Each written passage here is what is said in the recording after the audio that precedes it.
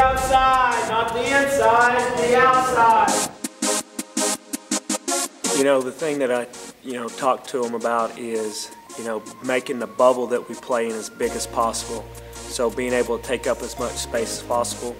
And with that, being able to own that space. So if I have limitations in flexibility or strength, then my bubble is not going to be as big as it should, or I'm not going to be able to control that space. And that's not just, and when I talk about a bubble, I'm talking about, in all planes of motion, forward, side, turning, and so movements in all those planes of motion, and then being able to have the, movement patterns to where they're smooth and that they're able to get in and out of positions and being able to transfer to another position from one vector or one plane of motion to the other, and then also being able to maintain that. Now if somebody comes up and is pushing on me, which basketball is a contact sport, so being able to be strong enough to hold those positions and get in and out of them in all three planes of motion and all different vectors. Their strength levels have gone up, but when you see them move on the court, I think that you see them moving so much better. They're able to get in positions that they couldn't get into.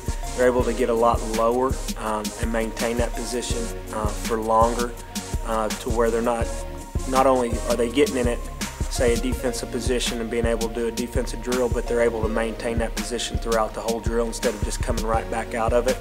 And so I would say that probably their movement patterns that relate to the game of basketball have gotten so much cleaner, and they've grooved those patterns. They come in, they attack, every day as if it's a new day, which that's what the great teams do, is the work consistency's there. One that I would have to say is definitely, had, a lot of gains would have to be Chinwei.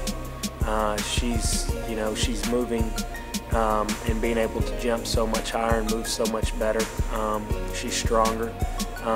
You could go on down the list, really. There's been so many improvements with everybody, but she has really excelled and had a great summer. It's a different type of yoga that we're doing.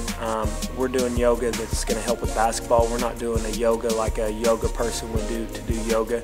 We do it for recovery.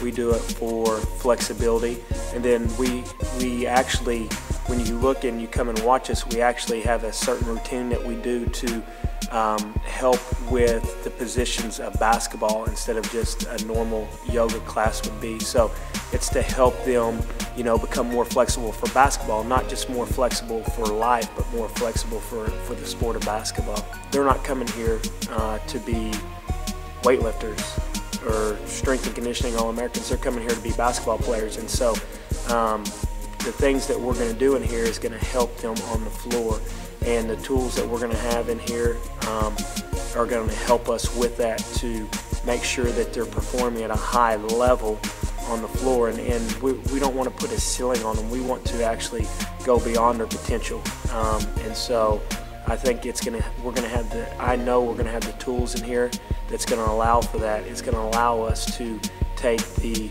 performance training to the next level.